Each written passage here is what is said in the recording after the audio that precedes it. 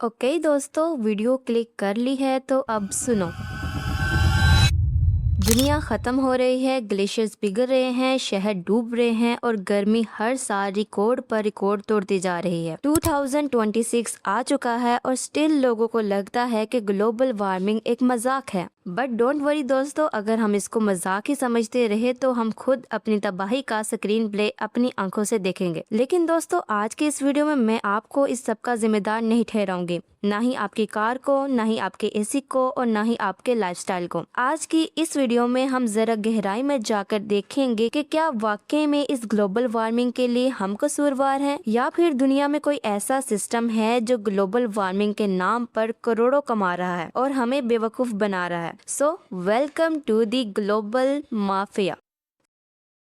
सबसे पहले बात करते हैं उस सच की जो पिछले 50 सालों से दबाया गया है। ये कहानी शुरू होती है 1970 से। 1970s में बड़ी बड़ी ऑयल कंपनीज के अपने ही साइंटिस्ट ने एक रिपोर्ट तैयार की थी जिसमें साफ साफ लिखा था कि फॉसिल फ्यूल जलाने से हमारी जमीन का टेम्परेचर बढ़ेगा और वक्त के साथ साथ हमारी जमीन को बहुत बड़ा नुकसान उठाना पड़ेगा। लेकिन दोस्तों, जहाँ करोड़ों का प्रॉफिट हो वहाँ करप्शन ना हो, ऐसा कैसे पॉसिबल है? सब कुछ जानते हुए भी कि इससे ग्लोबल वार्मिंग बढ़ेगी, इन ऑयल कंपनीज ने एक क्लाइमेट डिनायल प्रोपोगंडा बनाया जिसमें साइंटिस्ट को खरीदा गया ताकि वो दुनिया को ये बताएं कि ग्लोबल वार्मिंग एक नेचुरल प्रोसेस है और फॉसिल फ्यूल्स का इनके साथ कोई लेना देना नहीं है। ना सिर्फ ये बल्कि इन ऑयल कंपनीज ने रीन्यूएबल एनर्जी जैसे कि विंड और सोलर एनर्जी की प्रोग्रेस को भी रोका ताकि वो अपना तेल बेच सकें और करोड़ों कमा सकें। और अनफॉर्चुनेटली ये ऑयल कंपनीज अपने इस मिशन में सक्सेसफुल रही। अब दोस्तों, 1970 से वापस 2026 में आ जाओ। आज के टाइम में लोगों को काफी अवेयरनेस हो गई है और इन्हें इन ऑयल कंपनीज की असल रियलिटी पता चलती जा रही है। लेकिन दोस्तों, जब बात करोड़ों की होती है तो फिर अपने पैसे को बचाने के लिए ये माफिया सिस्टम कोई ना कोई रास्ता निकाल ही लेता है। आज के टाइम में खुद को बचाने के लिए ये कंपनीज ग्रीन होने का नाटक करती हैं। आपने कार्बन क्रेडिट्स का नाम तो सुना होगा। बेसिकली कार्बन क्रेडिट्स एक पोल्यूशन परमिट की तरह है। गवर्नमेंट हर कंपनी के लिए पोल्यूशन की एक लिमिट सेट करती है कि इस लिमिट से ज्यादा पोल्यूशन नहीं होनी चाहिए। जब कुछ कंपनीज कम पोल्यूशन करती हैं तो उन्हें इनाम के तौर पर क्रेडिट्स मिलते हैं और जो कंपनी ज्यादा पोल्यूशन करती है वो इन क्रेडिट्स को पैसा देकर खरीद लेती है और ये एक बहुत बड़ा लीगल स्कैम है। बड़ी कंपनीज खुद पोल्यूशन करती हैं और फिर पैसा देकर कार्बन क्रेडिट्स खरीद लेती हैं और अपनी इमेज को व्हाइट वॉश कर लेते हैं। ये बिल्कुल ऐसे ही है जैसे कोई पैसा देकर अपने गुनाह धो ले, लेकिन हमारा बेचारा एनवायरनमेंट तो वहीं का वहीं रहता है और ये सब कुछ बर्दाश्त करता है। कार्बन क्रेडिट्स की तरह ग्रीन वॉशिंग भी इन कंपनीज का एक बड़ा हथियार है। ये पोल्यूशन तो करते हैं लेकिन लोगों को अपनी इमेज ऐसे शो करवाते हैं जैसे वो हमारी जमीन को नुकसान नहीं पहुंचा रहे बल्कि हमारी जमीन को बचा रहे हैं। और यही कार्बन क्रेडिट्स और ग्रीन वॉशिंग इन कंपनीज के करोड़ों के बिजनेस को बचा रहा है। और यहीं पर आता है एक और पॉलिटिकल स्कैम। ऐसा कैसे हो सकता है कि जहाँ करप्शन और पैसों की बात हो वहाँ हमारी गवर्नमेंट्स पीछे रह जाएं? हमारी गवर्नमेंट्स भी इन कंपनीज को कुछ नहीं कहती जो इस पोल्यूशन और ग्लोबल वार्मिंग के लिए 71% से ज्यादा जिम्मेदार हैं, बल्कि इनका जोर चलता है हम आम इंसानों पर। कार्बन टैक्स के नाम पर एक आम आदमी की जेब काटी जा रही है। कितने मजे की बात है ना, बजाय उन कंपनीज पर टैक्स लगाने के ये गवर्नमेंट्स भी हम लोगों पर ही टैक्स लगाती है, खुद भी पैसा कमाती है और इन कंपनीज को डिफेंड भी करती है। और दोस्तों, जब पैसे की बात हो ना तो इन कंपनीज का आपस में भी कंपटीशन चलता है। प्रेजेंट टाइम में हमें कहा जाता है कि इलेक्ट्रिक कार्स लीजिए और दुनिया को बचाइए, लेकिन क्या ये इलेक्ट्रिक कार पोल्यूशन फ्री है? नहीं दोस्तों, एक इलेक्ट्रिक कार की बैटरी बनाने के लिए लिथियम और कोबाल्ट चाहिए होते हैं और इनकी माइनिंग के लिए अफ्रीका के कोंगो जैसे मुल्कों में मासूम बच्चों से काम लिया जाता है। ना सिर्फ ये बल्कि हजारों गैलन पानी भी इसी एक प्रोसेस के जरिए से जहरीला बना दिया जाता है। एक इलेक्ट्रिक बैटरी बनाने में इतना कार्बन निकलता है जितना एक पेट्रोल कार 5 सालों में निकालती है। हम लोगों को सिर्फ और सिर्फ बेवकूफ बनाया जा रहा है। हम पोल्यूशन को खत्म नहीं कर रहे बल्कि जस्ट एक जगह से दूसरी जगह पर शिफ्ट कर रहे हैं। हम लोग ऑयल माफिया से निकलकर अब बैटरी माफिया के जाल में फंसते जा रहे हैं। और दोस्तों, पता है इन कंपनीज की सबसे बड़ी चाल क्या है? ये लोग हमारी साइकोलॉजी के साथ खेलते हैं। ये लोग खुद को गलत नहीं कहते बल्कि हमें हर चीज के लिए कसूरवार ठहराते हैं। हमें कहा जाता है कि एसी यूज मत करो, ये ग्लोबल वार्मिंग करता है, लेकिन कोई इन एसी बनाने वाली कंपनीज को क्यों नहीं रोकता? ये लोग पोल्यूशन वाली चीजें बनाते भी खुद हैं, पैसा भी खुद कमाते हैं, हमें ऐसे सिस्टम में डाल देते हैं जिसमें हमें ये चीजें इस्तेमाल करनी पड़ती हैं और एट दी एंड कसूर और जिम्मेदार भी हम लोगों को ही ठहराया जाता है। ये कंपनीज अपना प्रॉफिट कमा कर और अपनी इमेज साफ कर कर खुद निकल जाती है और पीछे हम पर सारा इल्जाम डाल देती है। लेकिन दोस्तों सीरियसली, ये ग्लोबल वार्मिंग, क्लाइमेट चेंज और पोल्यूशन कोई मजाक नहीं है। अगर ये सब ऐसे ही चलता रहा तो प्रेडिक्शंस हैं कि 2050 के बाद हमारी जमीन रहने के काबिल नहीं रहेगी। बड़े बड़े ग्लेशियर्स पिघल जाएंगे जिसकी वजह से बैंकॉक और कराची जैसे शहर पानी में डूबते हुए नजर आएंगे। पीने के लिए साफ पानी नहीं होगा, खाने के लिए खाना नहीं होगा और सांस लेने के लिए साफ हवा नहीं होगी। पूरे का पूरा सिस्टम कोलैप्स हो जाएगा। और दोस्तों फिक्र मत करो, इसका नुकसान सिर्फ और सिर्फ हमें ही होगा क्योंकि इन कंपनीज के पास तो पैसा है। ये लोग तो खुद को बचाने के लिए कुछ ना कुछ कर ही लेंगे। नुकसान तो सिर्फ और सिर्फ हम जैसे आम इंसानों को होगा जिनके पास ना ही तो पैसा है और ना ही अथॉरिटी। अब फैसला आपके अपने हाथ में है, या तो इन कंपनीज का बाइकआउट कर दो या फिर मजे से अपनी तबाही को देखो। सो दोस्तों ये थी आज की वीडियो। ऐसी मोर इन्फॉर्मेटिव वीडियोस के लिए आप मुझे फॉलो कर सकते हैं।